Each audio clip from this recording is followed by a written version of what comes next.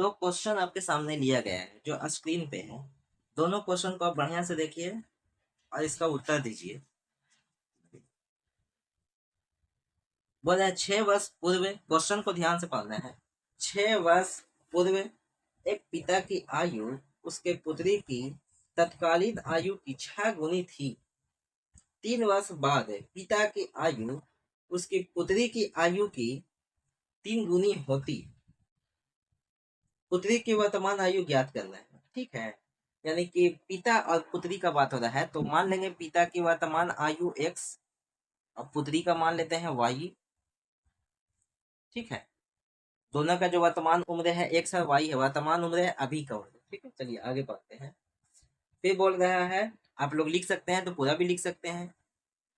माना कि पिता का वर्तमान आयु x वर्ष है तथा पुत्री का y वर्ष, ठीक है। अब प्रश्न से इस तरह से आप लिख सकते हैं, लेकिन हम यहाँ पे डायरेक्ट बना रहे हैं ताकि आप लोग को भी टाइम कम लगे और जल्दी जल्दी सीख ले। टाइम वेस्ट करना मकसद नहीं है। बोल रहा है कि 6 वर्ष पूर्व, 6 वर्ष पहले, तो 6 वर्ष पहले पिता की आयु अगर जो भी हो उसी में ना 6 वर्ष पहले, अगर 20 वर्ष है तो 6 वर्ष पहले कितना हो जाएगा, 14 वर्ष। अगर किसी का 12 वर्ष है तो 6 वर्ष पहले कितना हो जाएगा, 6 वर्ष हो जाएगा। यानी कि जो भी एज है उसी में से 6 को घटाना है। अब जाहिर सी बात है, जब पिता में 6 वर्ष पहले जा रहे हैं तो पुत्री में भी तो 6 वर्ष पहले जाएंगे, तो पुत्री के भी लिख देते हैं माइनस में 6 वर्ष पहले का बात हो रहा है, ठीक है। तो बोला 6 वर्ष पूर्व, जैसे जैसे बोल रहा है क्वेश्चन वैसा ही आपको चलना है, तभी बनेगा।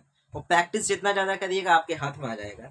6 वर्ष पूर्व एक पिता की आयु उसकी पुत्री की तत्कालीन आयु की 6 गुनी है, ठीक है। पिता तो पता है कि बड़ा है तो इसमें 6 गुना बड़ा होगा ही, लेकिन यहाँ हम 6 से कर रहे हैं बराबर करने के लिए, समीकरण को बराबर करने के लिए हम इस तरह से कर रहे हैं, ठीक है। आगे बढ़ते हैं। दोनों अब बराबर हो गया ना। अगर किसी का उम्र है यहाँ पे 12 वर्ष और यहाँ पे बोला है कि इसका भी उम्र है 8 + 8 साल, ये 4 साल बड़ा है, तो 4 साल अगर यहाँ हम कर दिए तो दोनों बराबर हुआ ना। तो इक्वेशन को बराबर करने के लिए हम लोग उल्टा करते हैं, ठीक है। आगे बढ़ते हैं। बोला है 3 वर्ष बाद, 3 वर्ष अब बाद आ गया, फिर देख लेते हैं या फिर इसको सॉल्व भी कर देते हैं। पहले चलिए सॉल्व भी कर देते हैं। x - 6, 6y - 6×6 = 36। अब इधर आ गया 6y बराबर, प्लस में इधर आ गया तो कितना हो गया, यहाँ पर 30 बच गया। चलिए एक समीकरण हमको आ गया। अब दूसरा समीकरण के लिए क्वेश्चन को पढ़ते हैं। 3 वर्ष बाद, तो x + 3 वर्ष बाद, तो पिता में पुत्री में भी 3 वर्ष बाद हो जाएगा।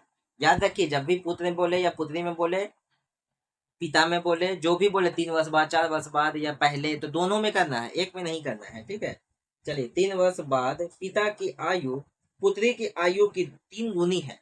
पिता बड़ा है, 3 गुनी होएगा ही, तो इसमें 3 गुनी कर देते हैं बराबर करने के लिए, हो गया। अब हम लोग देखते हैं कि क्वेश्चन को कैसे सॉल्व किया जाता है अच्छा से। x + 3 बराबर 3y + 3×3 = 9। चलिए ठीक है। अब ऐसा करते हैं, y को इधर लेकर चलाते हैं, 3y बराबर उधर जाते हैं इसको, तो 6 बच जाएगा, बचेगा ना 6। चलिए अब यह है समीकरण 2। समीकरण 1 और 2 को घटा देते हैं, बराबर माइनस में 30। पहला समीकरण को उतारे हैं, दूसरा समीकरण यहाँ पे है 3y बराबर में 6। ऐसे जो प्लस में है उसको माइनस में करते हैं, जो माइनस में है उसको प्लस में करते हैं, ये सब तो आपको पता ही होगा, 2 चर पढ़े होंगे। तो ये कट गया आपका, ठीक है।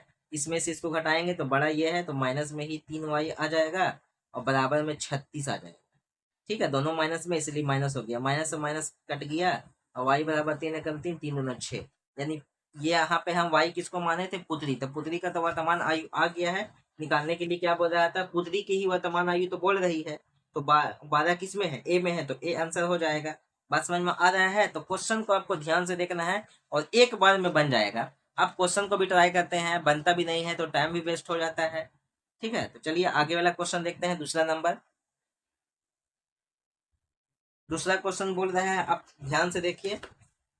2 अंकों वाली ऐसी संख्याओं की संख्या ज्ञात कीजिए जो 2 और 4 दोनों से विभाज्य है।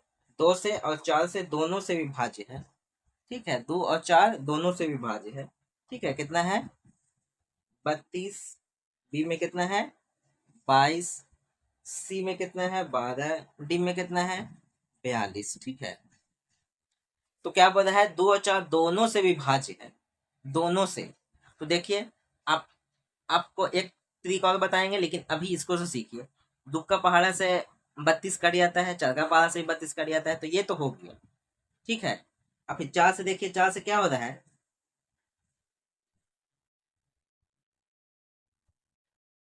ये बताइए कि 2 से 22 कट रहा है, कट रहा है बिल्कुल। 4 से कट रहा है, नहीं कट रहा है।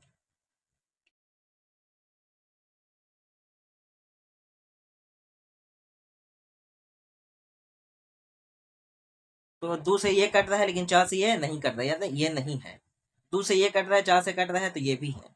2 से कट रहा है और 4 से भी कट रहा है। 2 से कट रहा है ना, 4 से कट रहा है, ये 4 से नहीं कट रहा है। 4 से भी 42 नहीं कटता है, तो ये भी नहीं कट रहा है। तो इस तरह से आप लोग